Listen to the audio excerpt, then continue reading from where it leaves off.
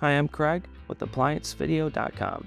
Today, we'll be doing a brief overview as well as taking a look at diagnostics on this LG side-by-side refrigerator.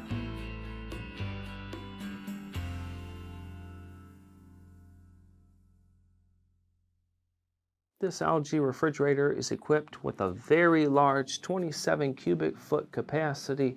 We'll have two ice makers inside of it, including a craft ice maker, as well as door-and-door functionality. The most common repairs you might find in this would include an inlet valve. Maybe we'll be working on one of the fans, or we could have a clogged drain. Now, click on the link below to view this repair video. ApplianceVideo.com guides you step by step, giving you the confidence to avoid recalls and callbacks, also saving time on repairs. Whether you're up against an uncommon repair or the latest appliance on the market, our videos have been created with you in mind.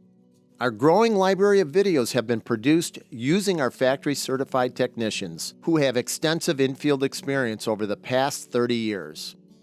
ApplianceVideo.com provides high-quality repair videos that anyone can follow, regardless of their skill level. We are here to help.